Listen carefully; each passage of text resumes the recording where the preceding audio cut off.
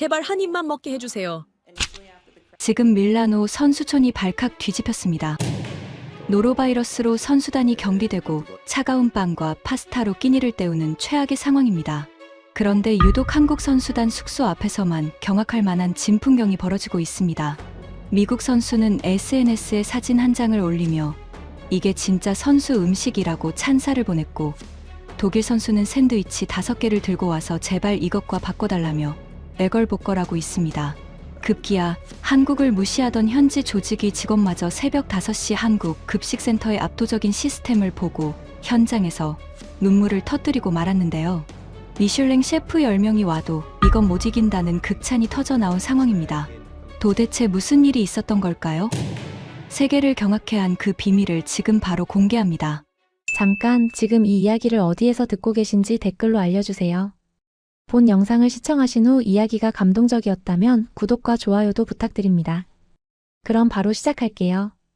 밀라노 동계올림픽. 이탈리아가 전 세계에 우리의 미식을 자랑할 절호의 기회였습니다. 미슐랭 3스타 셰프 10명, 최고급 식재료, 완벽한 메뉴. 모든 준비가 끝났습니다.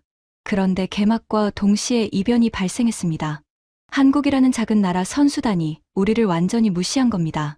71명 전원이 선수촌 식당 대신 200km 떨어진 곳에서 배달되는 도시락 182개를 선택했습니다. 미식의 자존심이 무너진 순간 저는 그 이유를 찾아 나섰습니다. 제 소개를 먼저 하겠습니다. 저는 지오반니, 38세입니다. 밀라노에서 태어나 평생 이탈리아 요리와 함께 살아온 사람이죠. 현재는 밀라노 코르티나 동계올림픽 조직위원회에서 급식 담당을 맡고 있습니다. 전 세계에서 모인 선수들이 최상의 컨디션을 유지할 수 있도록 식사를 책임지는 자리예요. 저희 집안은 대대로 음식과 함께 살아왔습니다. 할머니는 밀라노에서 작은 트라토리아를 운영하셨고, 어머니는 지금도 파스타 가게를 40년째 꾸려가고 계시죠. 저희 집 식탁에는 늘 각 구운 빵 냄새와 토마토 소스 향이 가득했어요. 그런 환경에서 자란 저에게 이탈리아 요리는 단순한 음식이 아니라 정체성 그 자체였습니다. 그래서 이번 밀라노 올림픽 급식 담당을 맡았을 때 저는 이렇게 다짐했어요. 전 세계 선수들에게 진짜 이탈리아의 맛을 보여주겠다고 말이죠.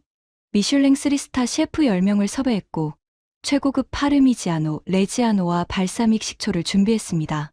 리조또, 오소부코, 티라미수까지 완벽한 메뉴를 구성했어요. 솔직히 고백하자면 저는 한국이라는 나라를 완전히 무시하고 있었습니다. 아시아 어딘가에 있는 작은 나라, 요즘 K-팝으로 유명하다는 곳 정도로만 알고 있었거든요. 우리 이탈리아와 비교하면 역사도 짧고 음식 문화도 한참 뒤처질 거라고 생각했죠. 한국 음식이 우리 이탈리아 요리를 따라올 수 있겠어요? 작은 나라 주제에 건방지군. 개막 준비 중에 한국 측 요청서를 보고 제가 내뱉은 말입니다. 부끄럽지만 사실이에요. 그런데 문득 15년 전 아버지의 말씀이 떠올랐습니다. 아버지는 돌아가시기 1년 전 갑자기 한국 이야기를 꺼내신 적이 있었어요. 1988년 서울올림픽 때 통역일로 한국에 가셨던 이야기였죠. 어느 식당 할머니가 하신 말씀이 인상 깊었다고 하시더군요. 손님 한 분 한 분이 내 가족이니까. 그러면서 아버지는 이렇게 말씀하셨어요. 언젠가 너도 알게 될 거야. 한국을 보면. 하지만 당시 23세였던 저는 전혀 이해하지 못했습니다. 솔직히 아버지가 늙으셨나 보다 정도로 생각했죠. 한국 같은 작은 나라가 우리 이탈리아보다 나을 리 없다고 믿었으니까요. 그 대화는 제 기억 속에서 완전히 잊혀졌고 아버지가 돌아가신 후에도 한 번도 되새겨보지 않았습니다. 15년이 흘렀습니다. 저는 이제 이탈리아 최고의 올림픽 무대를 준비하는 사람이 되어 있었어요. 아버지, 보세요. 제가 이탈리아 음식으로 세계를 감동시킬 겁니다. 한국 같은 작은 나라는 우리를 따라올 수 없습니다. 얼마나 오만했는지 모릅니다. 개막을 앞두고 동료들과 이런 대화를 나눴었어요. 요즘 K-팝이 유명하다던데 음식까지 잘하진 못하겠지. 이탈리아 음식 먹으러 선수들이 줄 설 걸. 우리는 자신만만하게 웃었습니다. 그런데 개막 직전 이상한 소문이 들려왔어요. 한국이 조리사 20명을 파견했다는 겁니다. 세계 거점 모두의 급식센터를 만들고 심지어 밥솥을 10개나 가져왔다고 하더군요. 저는 동료들과 함께 비웃었습니다. 유난 떠는 거 아냐? 며칠 못 가서 우리 식당으로 올 거야. 하지만 완전히 틀렸습니다. 개막 첫날 한국 선수 71명 전원이 우리 식당에 나타나지 않았습니다. 단 한 명도요.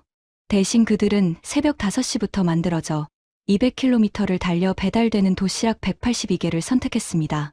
점심, 저녁 매일 2번씩 말이죠. 저는 모니터를 멍하니 바라봤어요. 믿을 수가 없었습니다. 미식의 나라 이탈리아, 미슐랭 3스타 셰프 10명이 준비한 완벽한 메뉴를 한국이 완전히 거부한 겁니다. 그날 밤 저는 잠을 이룰 수 없었습니다. 자존심이 무너지는 기분이었거든요.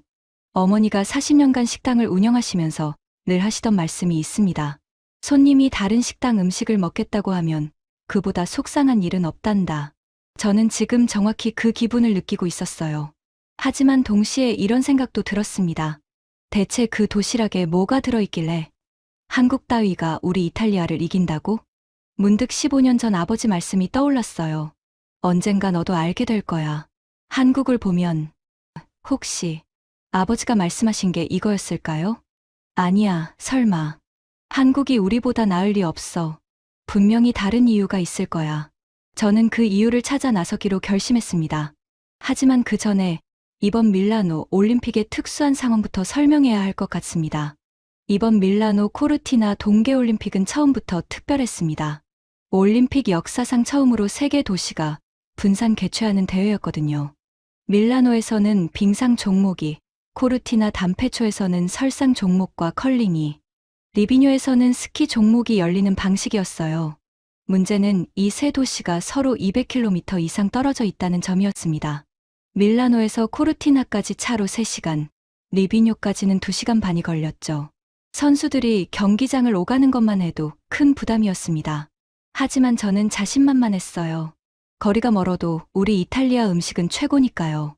각 거점마다 최고급 식당을 준비했고 선수들이 어디에 있든 완벽한 식사를 할 수 있도록 만반의 준비를 갖췄습니다. 그런데 개막 3주 전 예상치 못한 요청이 들어왔습니다. 한국 측에서 연락이 온 겁니다. 3개 거점 모두에 우리 급식센터를 설치하고 싶습니다. 저는 처음엔 잘못 들은 줄 알았어요. 죄송한데요. 급식센터를 설치한다고요? 우리가 이미 완벽한 식당을 준비했는데요. 한국 측 담당자는 정중하게 설명했습니다. 네, 알고 있습니다. 하지만 우리 선수들은 한국 음식이 익숙해서요.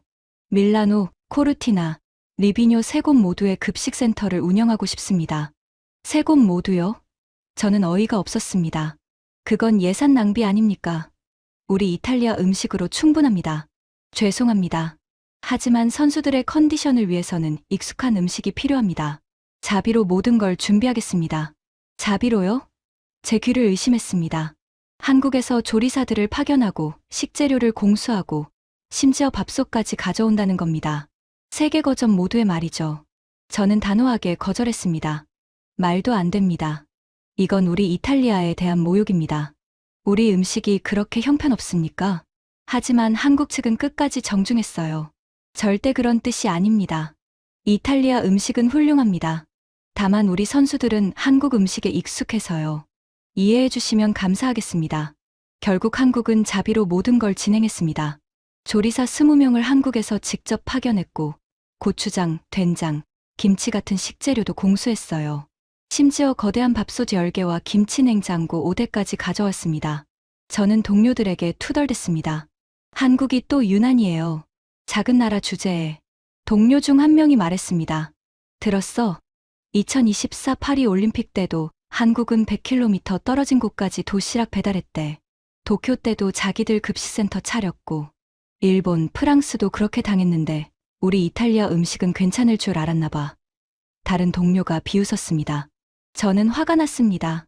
솔직히 말씀드리면 자존심이 상했어요. 우리 이탈리아 요리가 일본, 프랑스보다 못하다는 건가요? 한국 같은 작은 나라가 감히 이탈리아 미식을 거부하다니 속으로 생각했습니다. 좋아. 어디 두고 보자. 결국 선수들이 우리 식당으로 올 거야. 한국 음식이 우리 이탈리아 요리를 이길 순 없어. 그런데 한 가지 의문이 들었습니다. 어떻게 3개 거점 모두에서 매일 음식을 만들 수 있을까요? 200km씩 떨어진 곳에서 말이죠. 그것도 자비로요? 저는 동료에게 물었습니다. 한국이 조리사를 20명 파견했다고요? 응. 3개 거점에 나눠서 배치한대. 미쳤지? 매일 음식을 만든다고? 그것도 하루에 2번. 점심, 저녁. 저는 코웃음을 쳤습니다. 불가능해요. 거리도 먼데 제대로 될 리가 없어.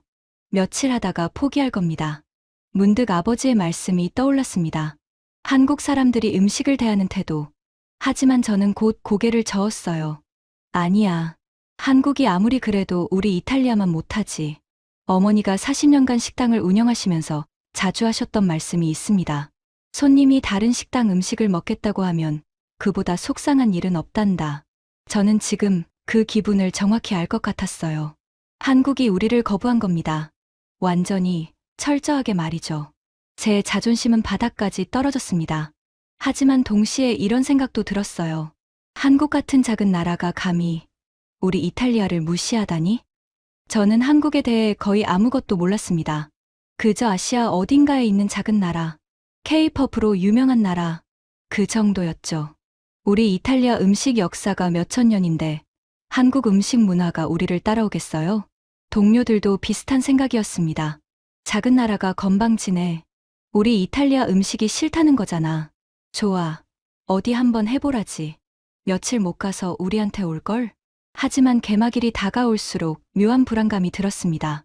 한국이 정말 세계 거점 모두에서 음식을 만들 수 있을까? 200km씩 떨어진 곳에 매일 배달할 수 있을까? 설마 정말로 해낼까? 그때는 몰랐습니다. 제가 곧 목격하게 될 광경이 제 인생을 완전히 바꿔놓으리란 걸 말이죠. 2026년 2월 6일 드디어 밀라노 코르티나 동계올림픽이 개막했습니다. 밀라노 산시로 스타디움에서 화려한 개막식이 열렸고 전 세계 91개국 선수단이 입장했죠.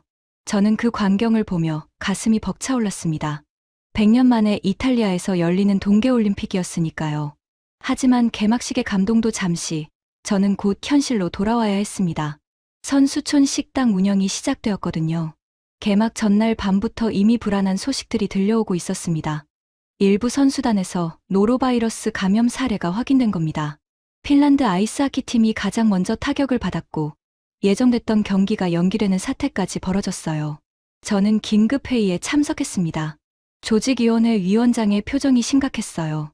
지오반니, 선수촌 식당 위생 상태는 완벽합니까? 물론입니다. 모든 식재료를 철저히 관리하고 있고 조리 과정도 위생 규정을 엄격히 준수하고 있습니다. 그럼 왜 노로바이러스가 발생한 겁니까? 저는 할 말이 없었습니다.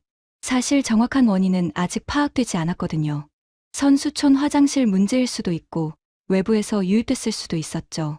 하지만 각국 대표단의 반응은 냉정했습니다. 선수촌 식당에 대한 신뢰가 급격히 떨어진 겁니다. 설상가상으로 개막 당일 컬링 경기장에서 정전 사고가 발생했어요. 한국과 스웨덴의 경기 도중 갑자기 불이 꺼졌고 경기가 중단됐습니다. 공사 부진 논란이 현실이 된 순간이었죠. 언론들이 들끓기 시작했습니다. 이탈리아 올림픽 준비 부실, 밀라노 올림픽 개막부터 삐걱. 저는 밤잠을 이룰 수가 없었어요. 이러다 우리 식당도 불신받는 거 아냐? 선수들이 음식 때문에 아프면 어떡하지? 그리고 개막 다음 날 아침, 제 우려는 현실이 되었습니다. 선수촌 식당에 선수들이 거의 오지 않은 겁니다. 평소 같으면 아침 식사 시간에 북적였을 텐데 텅 비다시피 했어요. 노로바이러스 소문 때문에 다들 식당을 기피하기 시작한 거죠. 각국 대표단은 급히 대책을 세우기 시작했습니다. 케이터링 업체를 알아보는 나라들, 근처 레스토랑을 예약하는 팀들, 선수들끼리 편의점 음식을 사다 먹는 모습까지 보였어요. 저는 동료에게 물었습니다. 한국은 어떻습니까? 한국, 동료가 모니터를 확인했습니다. 한국 선수 71명 중 선수촌 식당 이용자 0명이네요. 0명이요? 응. 전원 도시락 주문했대요. 저는 순간 안도감과 함께 묘한 기분이 들었습니다. 한국만 유독 태어나더라고요. 노로바이러스. 그들에겐 해당 사항이 없었습니다. 자체 급식센터가 있었으니까요. 도시락 주문 현황 좀 보여주세요. 동료가 자료를 건넸습니다. 저는 그 숫자를 보고 입이 벌어졌어요. 밀라노 90개, 코르티나 46개, 리비뇨 46개, 총 182개. 182개요? 한국 선수가 71명인데 점심, 저녁 2끼니까 곱하기 2죠. 아, 그리고 코치진이랑 스태프들 것까지 포함이래요. 저는 더 놀라운 사실을 발견했습니다. 배달 시간표였어요. 밀라노 오전 11시 30분, 오후 6시. 코르티나 오전 11시, 오후 5시 30분. 리비뇨 오전 11시 15분, 오후 5시 45분. 매일 이 시간에 정확히 배달된다고요? 응. 한 번도 안 늦었대요. 저는 계산을 해봤습니다. 밀라노에서 코르티나까지 200km, 리비뇨까지 150km. 이 거리를 매일 왕복하면서 182개 도시락을 배달한다고요? 그것도 새벽부터 만들어서요? 조리는 언제 시작합니까? 새벽 5시래요. 매일. 새벽 5시. 저는 그 시간에 아직 깊은 잠에 빠져 있을 시간이었어요. 동료가 덧붙였습니다. 그리고 있잖아. 더 웃긴 건 한국 선수단 중에 노로바이러스 감염자가 단 한 명도 없대요. 한 명도요? 응. 자체 급식센터 덕분인지 컨디션도 최상이래. 저는 복잡한 심정이 들었습니다. 분노, 부러움, 그리고 의문이 뒤섞였죠. 우리 음식이 바이러스보다 위험하다는 거야? 자존심이 상했습니다. 어떻게 저 거리를 매일 배달하지? 궁금했습니다. 다른 나라들도 한국처럼 하면 어쩌지? 불안했습니다. 하지만 무엇보다 이런 생각이 들었어요. 그래봤자 한국 음식이잖아. 우리 이탈리아 요리만 못하겠지. 저는 여전히 한국을 무시하고 있었습니다. 작은 나라, 우리보다 한참 아래라는 생각을 버리지 못했죠. 그날 밤, 저는 잠자리에 누워 문득 아버지 생각이 났습니다. 15년 전 그 대화. 손님 한 분 한 분이 내 가족이니까. 설마 한국이 정말로? 하지만 저는 곧 고개를 저었습니다. 아니야. 아직 판단하기 이르다. 아버지가 돌아가시기 전 하셨던 또 다른 말씀이 떠올랐습니다. 손님이 음식을 남기지 않으면 그게 최고의 찬사야. 그런데 한국 선수들은 아예 우리 식당에 오지도 않았습니다. 가슴이 무너지는 기분이었죠. 하지만 한편으로는 작은 나라 한국이 이 위기 상황에서 어떻게 버틸지 궁금하기도 했습니다. 182개 도시락을 매일 200km씩 떨어진 곳에 배달한다고요? 불가능해 보였습니다. 그런데 그들은 정말로 해내고 있었습니다. 저는 그날 밤 이상하게 잠이 오지 않았습니다. 계속 한 가지 생각이 머릿속을 맴돌았거든요. 대체 그 도시락에 뭐가 들어있길래? 개막 3일째, SNS가 시끄러워지기 시작했습니다. 독일 스키 선수가 올린 사진 한 장이 화제가 됐어요. 한국 도시락 사진이었습니다. 정갈하게 담긴 밥과 반찬들, 그 위에 놓인 작은 메모지까지. 캡션에는 이렇게 적혀 있었죠. 이게 진짜 선수 음식이다. 댓글이 폭주했습니다. 미국 피겨 선수 내 샌드위치랑 바꿔 먹고 싶다. 캐나다 아이스하키 선수 룸메이트한테 나눠달라고 했는데 거절당했다. 코리안 런치박스 해시태그가 순식간에 퍼져나갔습니다. 저는 사무실에서 이 광경을 지켜보며 자존심이 상했습니다. 우리 이탈리아 음식보다 한국 도시락이 화제라고. 대체 뭐가 그리 대단하길래? 호기심과 분노가 뒤섞인 심정이었어요. 저는 결심했습니다. 직접 확인해봐야겠다고. 다음 날 새벽 5시, 저는 알람을 맞춰놓고 일어났습니다. 밀라노 급식센터는 제 사무실에서 차로 20분 거리에 있었어요. 평소에는 절대 가지 않는 시간이었죠. 아직 어두운 새벽, 거리는 텅 비어 있었습니다. 저는 급식센터 건물 앞에 차를 세웠어요. 2층 창문에서 불빛이 새어나오고 있었습니다. 벌써 일하고 있다고? 저는 조심스럽게 건물 안으로 들어갔습니다. 계단을 올라가자 주방에서 소리가 들렸어요. 도마 소리, 물 끓는 소리, 그리고 낮은 대화 소리. 문틈으로 안을 들여다봤습니다. 충격이었습니다. 한국에서 가져온 거대한 밥솥 10개가 일렬로 놓여 있었어요. 김치 냉장고, 5대가 한쪽 벽면을 가득 채우고 있었고요. 조리대 위에는 온갖 재료들이 정확하게 계량되어 준비돼 있었습니다.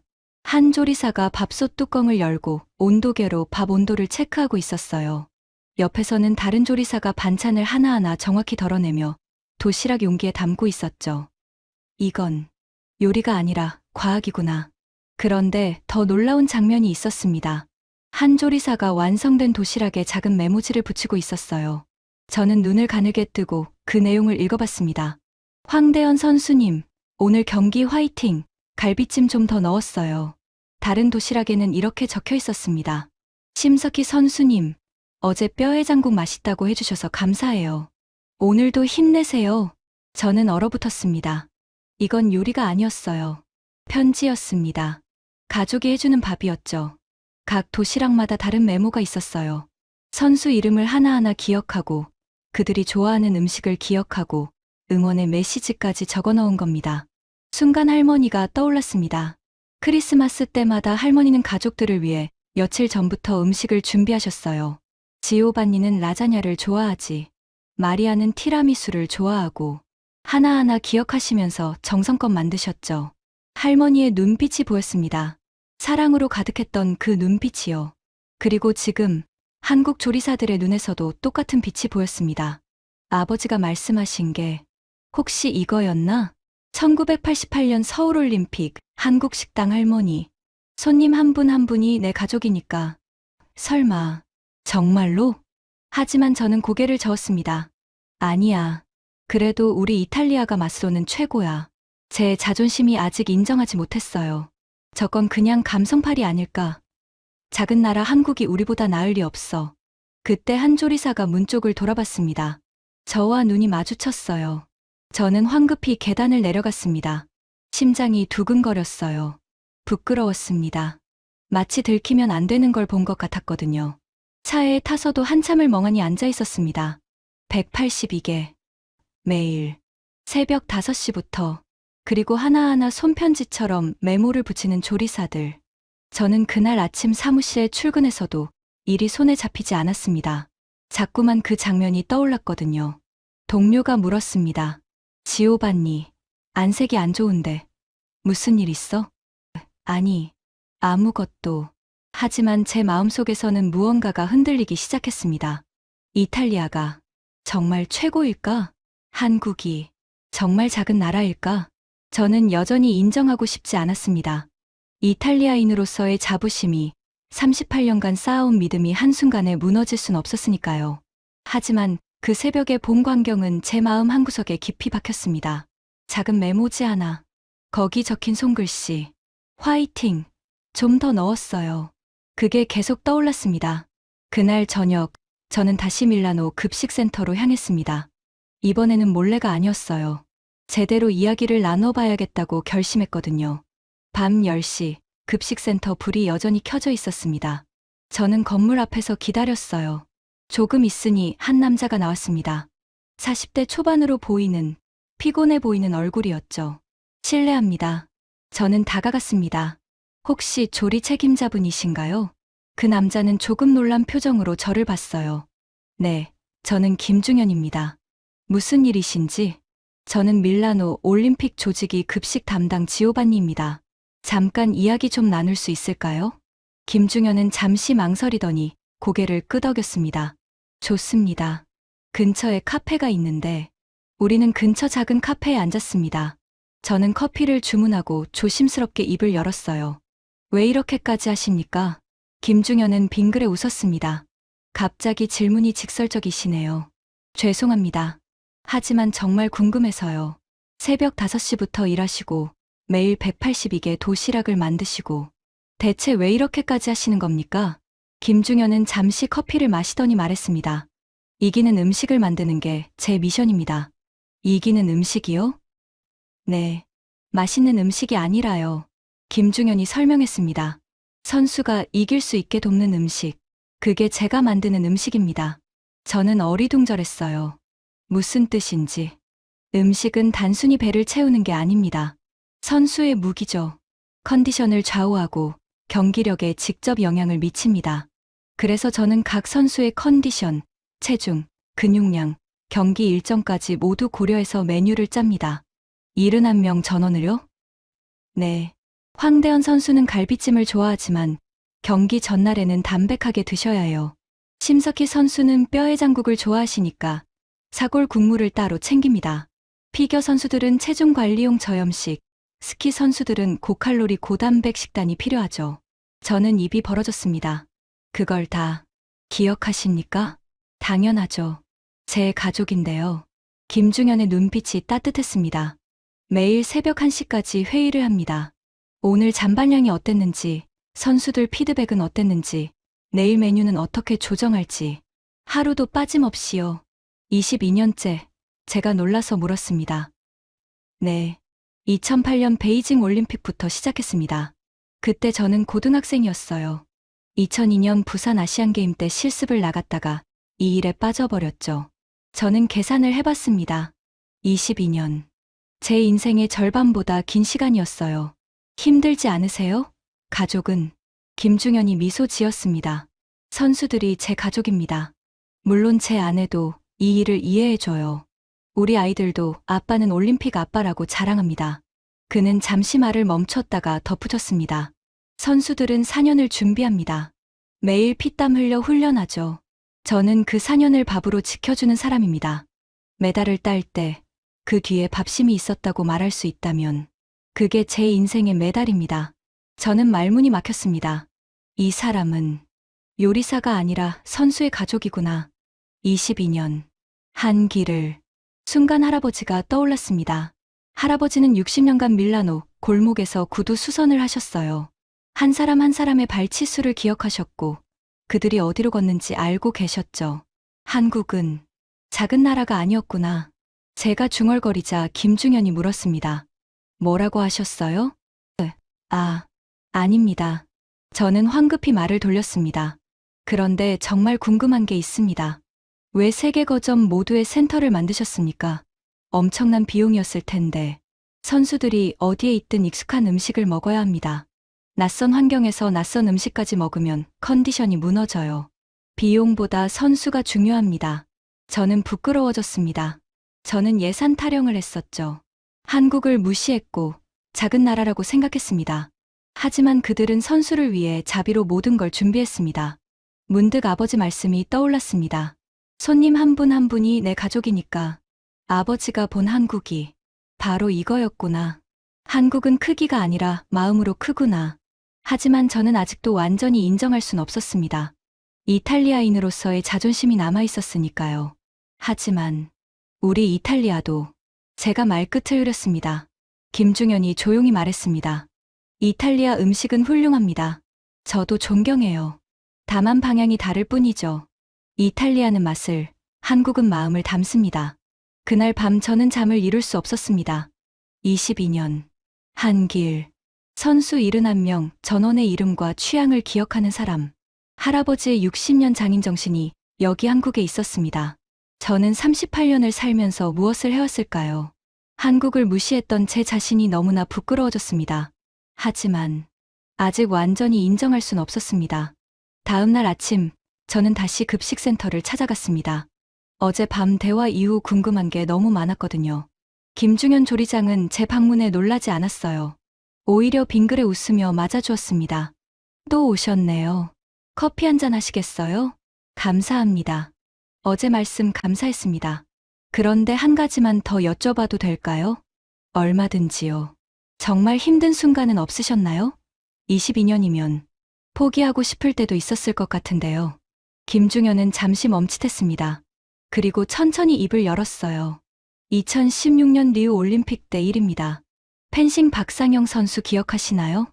물론입니다. 금메달 따신 분이죠. 네. 결승전 날 아침, 박상영 선수가 급식센터에 오셨어요. 얼굴이 창백하더군요. 긴장한 거죠. 김중현이 회상했습니다. 저는 그분을 위해 미역국을 끓였습니다.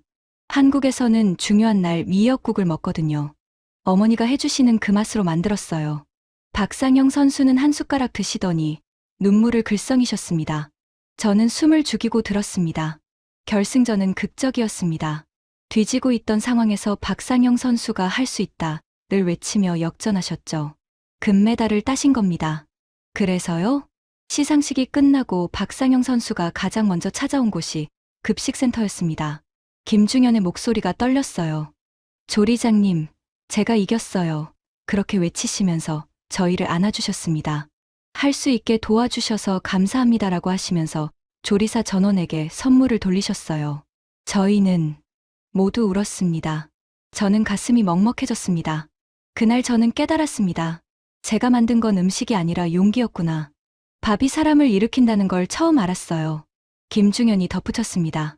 2018년 평창 올림픽은 더 특별했습니다. 우리나라에서 열린 올림픽이니까요. 올림픽 역사상 처음으로 음식 컴플레인이 단 한 건도 없었습니다. IOC 위원장이 직접 모든 국가가 만족했다고 극찬하셨어요. 외신들은 한국이 음식의 진심인 국가라고 보도했습니다. 2024년 파리 올림픽은 어땠습니까? 프랑스가 저탄소 정책으로 음식 부족 대란이 있었죠. 한국만 100km 떨어진 곳에 급식센터를 차렸습니다. 외국 선수들이 SNS에 한국 부럽다고 난리였어요. 결국 프랑스 조직위에서도 한국에게 배워야 한다고 인정했습니다.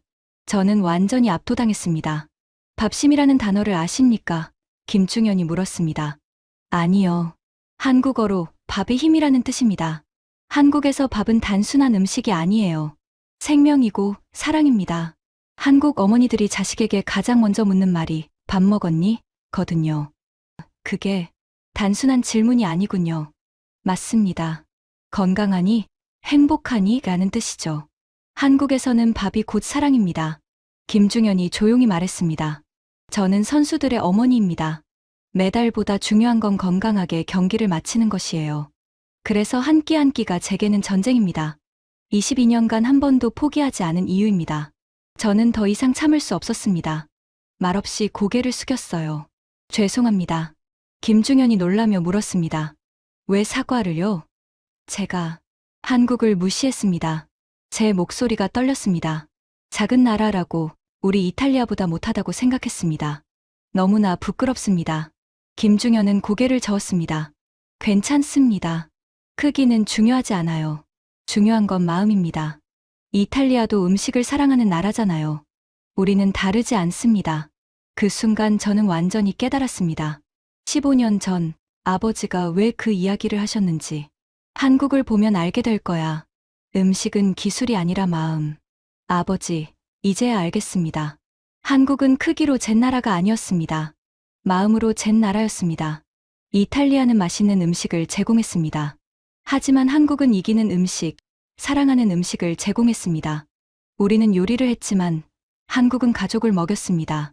한국은 작은 나라가 아니라 위대한 나라였습니다. 제가 중얼거리자 김중현이 빙그레 웃었습니다. 감사합니다. 하지만 위대함은 크기가 아니라 마음에서 나오는 거잖아요. 그날 저는 급식센터를 나와 한참을 걸었습니다. 아버지가 식당 하시면서 항상 하시던 말씀. 손님이 행복하면 그게 최고의 레시피다. 한국은 그 말을 22년간 실천해왔습니다. 저는 한국을 무시했습니다. 작은 나라라고, 우리보다 못하다고. 하지만 틀렸습니다. 한국은 작지 않았습니다. 세계에서 가장 큰 마음을 가진 나라였습니다. 그날 밤 저는 급식센터 밖에서 한참을 울었습니다.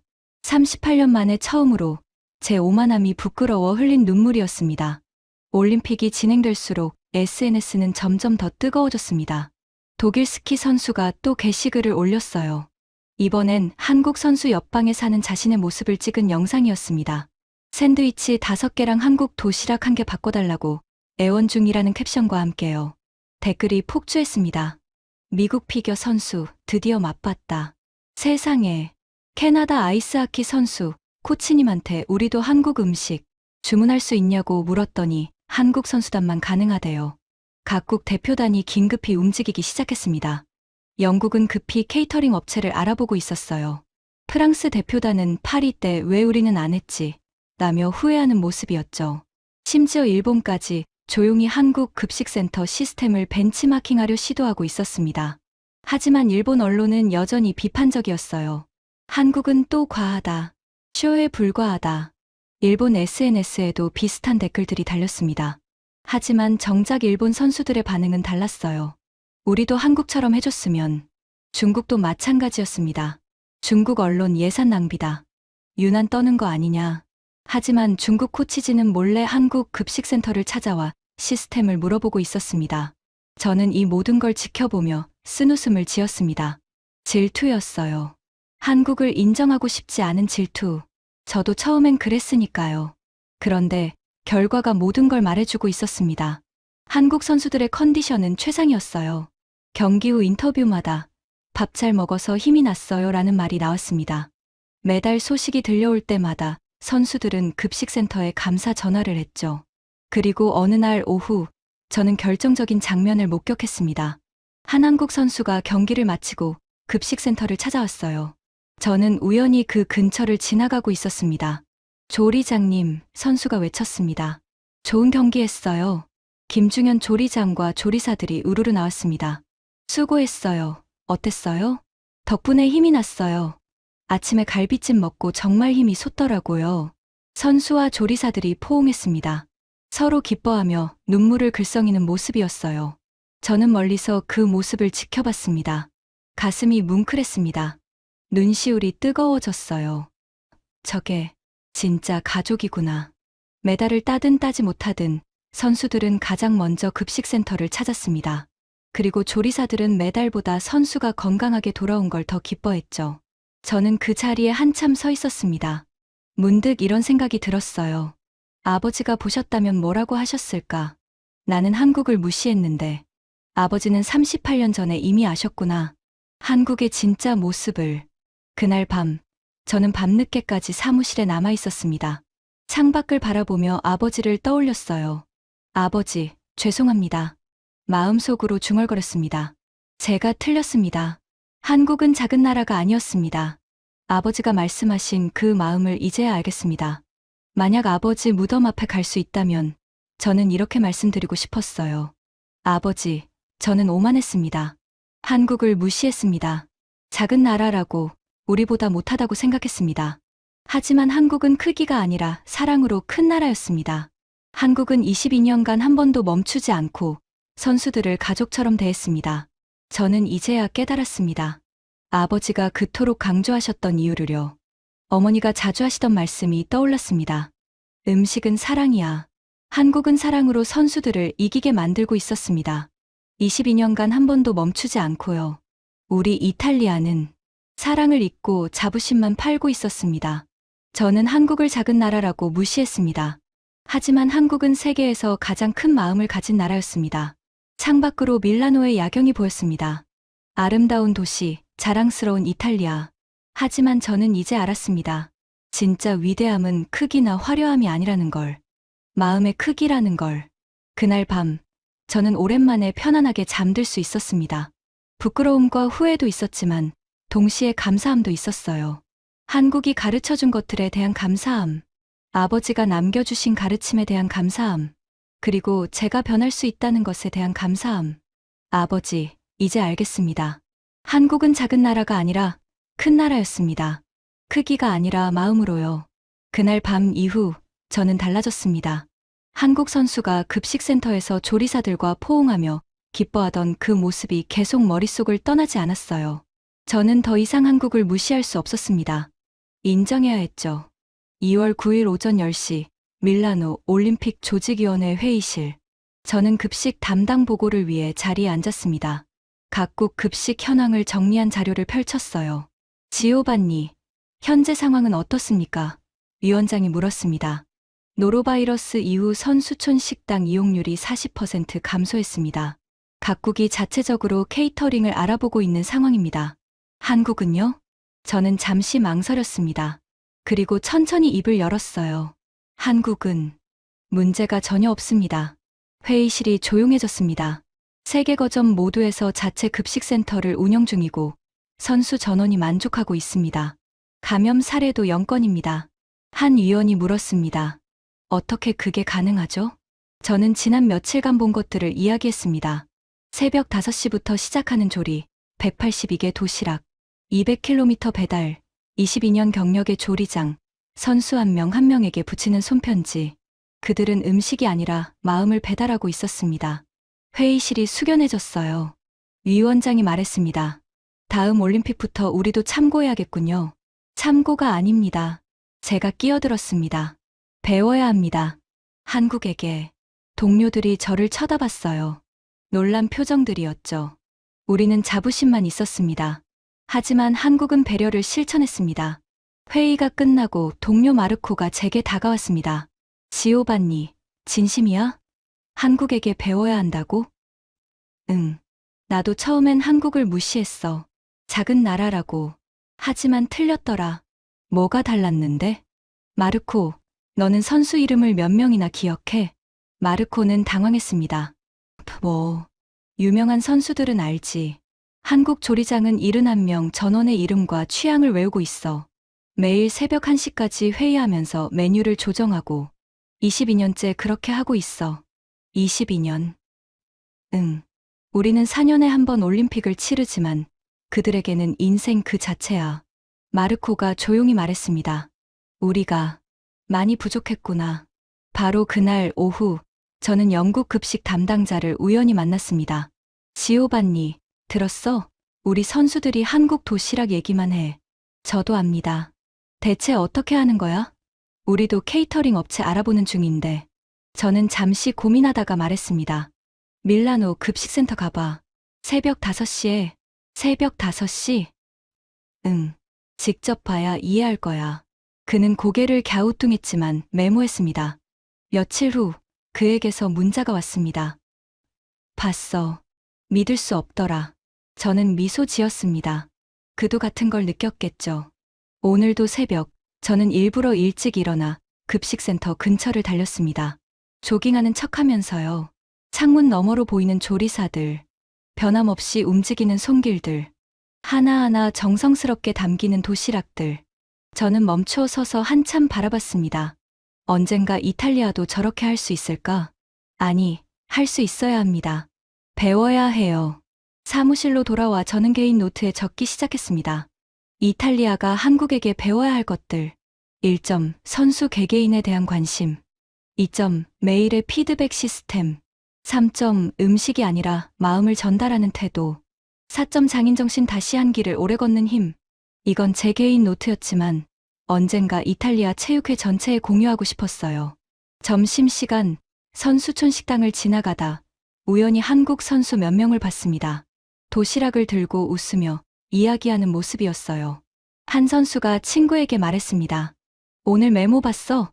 조리장님이 응원 메시지 써주셨어. 나도 완전 힘났어. 저는 멀리서 그 모습을 지켜봤습니다. 저게 진짜구나. 가족이 챙겨주는 밥, 퇴근길, 저는 어머니 식당에 들렀습니다. 엄마, 요즘 손님들 이름 기억하세요? 어머니가 웃으셨어요. 물론이지. 단골들은 다 알지. 왜? 한국에서 온 조리사들도 그래요. 선수 71명 전부 기억해요. 대단하네. 쉽지 않은데. 엄마, 제가 올림픽 급식 담당하면서 깨달은 게 있어요. 뭔데? 음식은 마음이라는 거요. 엄마가 늘 하시던 말씀이잖아요. 어머니가 제 손을 잡으셨습니다. 그걸 이제야 아니? 늦었죠? 아니야. 지금이라도 알았으면 된 거지. 집에 돌아와 저는 책상 앞에 앉았습니다. 한국에서 배운 것들을 하나씩 정리했어요. 이건 올림픽이 끝난 후 정식 보고서가 될 겁니다. 하지만 보고서보다 중요한 건 제 마음의 변화였습니다. 저는 한국을 무시했습니다. 그게 부끄럽습니다. 하지만 이제는 압니다. 크기가 아니라 마음이 중요하다는 것을. 내일도 새벽 5시에 일어날 겁니다. 급식센터 앞을 지나가면서 배우겠습니다. 올림픽은 아직 13일이나 남았으니까요. 매일 배우겠습니다. 한국의 그 마음을. 그리고 언젠가 이탈리아도 실천하겠습니다. 음식이 아니라 마음을 전하는 나라가 되도록. 한국처럼요. 여러분, 오늘의 이야기는 여기까지입니다. 이탈리아 밀라노에서 벌어진 작은 기적, 22년 장인정신의 밥심 이야기를 들려드렸습니다. 미식의 나라 이탈리아가 한국에게 배운 진짜 환대의 의미, 크기가 아니라 마음으로 위대한 나라, 대한민국의 이야기였습니다. 구독과 좋아요로 응원해주시면 더 감동적인 이야기로 찾아뵙겠습니다. 오늘도 여러분 모두 따뜻하고 건강한 하루 보내시길 바랍니다. 긴 영상 끝까지 시청해주셔서 감사합니다.